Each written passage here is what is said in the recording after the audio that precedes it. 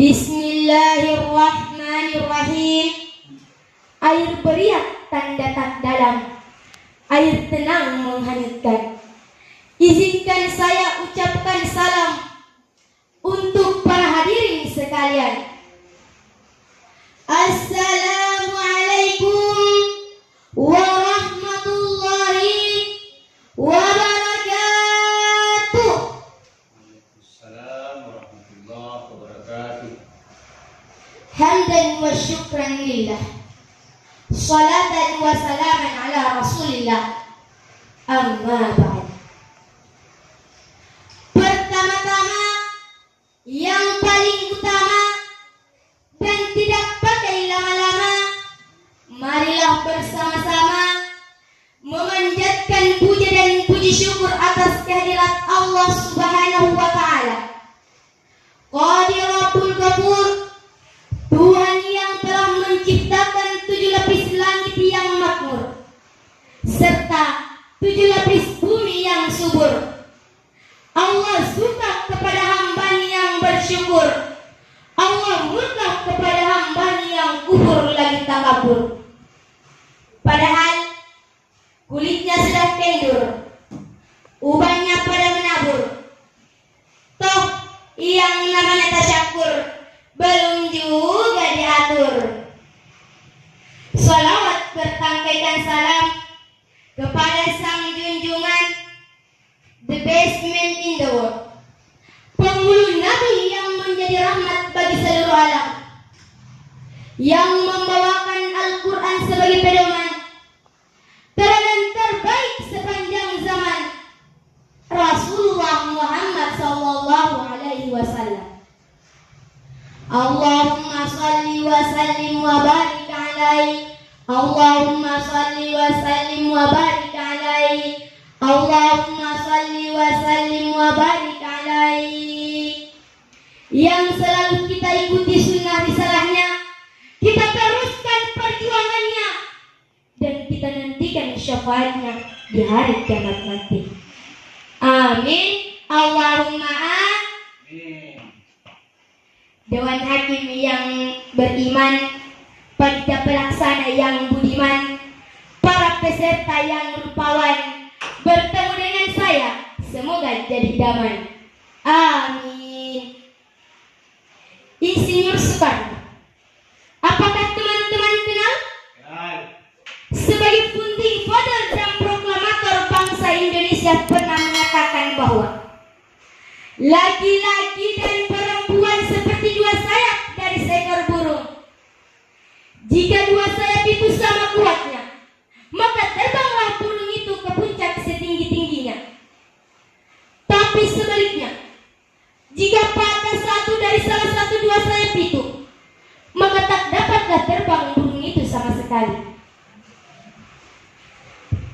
Berdasarkan segmen tersebut, izinkan saya membawakan ceramah yang berjudul Generasi Qur'ani untuk Kejayaan Indonesia. Secara umum, generasi muda adalah pilar-pilar dan teropong masa depan umat. Dan generasi muda adalah syababul yaumi rijalul gadi, pemimpin di masa yang akan datang. The young today is the leader tomorrow. Betul? Betul. Jika generasi suatu bangsa itu bersayap kuat, maka bangsa itu akan terbang tinggi di angkasa kejayaan. Tapi sebaliknya, jika generasi suatu bangsa itu bersayap patah, maka negara itu tak dapat menapaki puncak cakrawala. Untuk menerbangkan kejayaan Indonesia, maka generasi muda harus bertitel sebagai generasi Quran. Tahu kenapa? Karena hanya generasi Qur'anilah yang dapat mewujudkan cita-cita dan menerbangkan Ibu Pertiwi menuju puncak kejayaan. Nah, kalau begitu, bagaimana ya caranya mendesain generasi muda agar bertitel sebagai generasi Qur'ani yang dapat mempermani dan membumikan Al-Quran sebagai way of life untuk kejayaan Indonesia? The best solution. Ada 3 ikhtiar yang harus diaplikasikan. Ada berapa?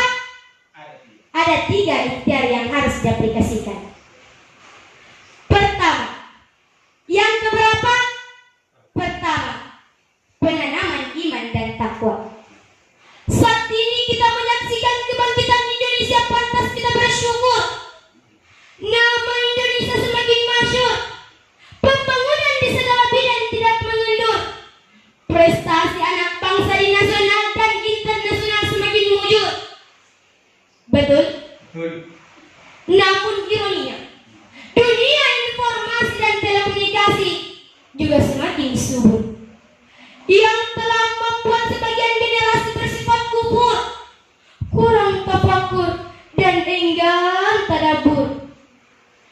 Kenapa bisa sih? Karena dunia informasi dan telekomunikasi tersebut tidak dibarengi dengan fondasi, filter, dan benteng kokoh dalam pemahaman iman dan takwa sebagai perisai dalam kehidupan.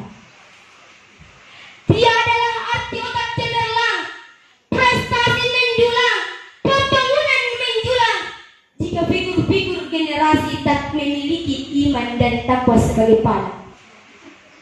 Makanya tepat yang dikatakan oleh Profesor Dr. Buya Hamka bahwa ilmu tanpa iman laksana lentera di tangan maling. Allah Subhanahu wa taala berfirman di dalam Al-Qur'an surah An-Nahl ayat 97 yang berbunyi, A'udzu billahi minasy syaithanir rajim. Bismillahirrahmanirrahim. Man 'amila shalihan min dzakarin aw untha wa huwa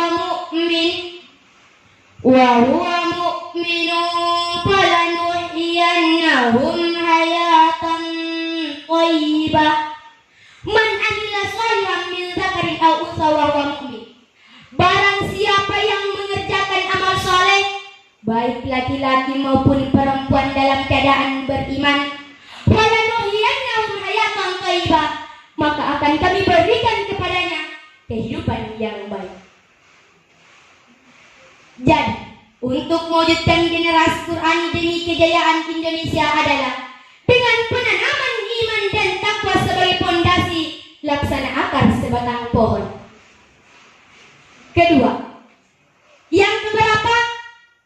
Kedua, memiliki ilmu pengetahuan. Di dalam Al-Quran jumlah makna ilmu disebutkan sekitar 780 kali. Makanya tak heran jika menuntut ilmu itu wajib. Wajib. Ilmu pengetahuan adalah syarat mutlak untuk mendapatkan kebahagiaan dunia dan akhirat, dan menjadi tolak ukur kemajuan suatu negara dalam membangun peradaban. Presiden Soekarno dalam Kongres Ilmu Pengetahuan pertama di Malang tahun 1958 mengatakan bahwa negara Indonesia hanya bisa maju dan sejahtera jika pembangunan dilandaskan pada ilmu pengetahuan. Orang yang berilmu tidak hanya dapat meraih cita-citanya, tetapi juga akan diangkat derajatnya. Allah Subhanahu wa taala berfirman di dalam Al-Qur'an surah Al-Mujadalah ayat 11 yang berbunyi, Bismillahirrahmanirrahim. Yarfa'illahu alladhina amanu minkum walladhina utul ilma darajat. Allah akan mengangkat derajat orang-orang yang beriman di antara kamu dan orang-orang yang memiliki ilmu pengetahuan dengan beberapa derajat. Menurut Ibnu Abbas dalam tafsirnya mengatakan bahwa derajat yang diberikan oleh Allah kepada orang-orang yang beriman dan orang-orang yang memiliki ilmu pengetahuan ialah 700 derajat.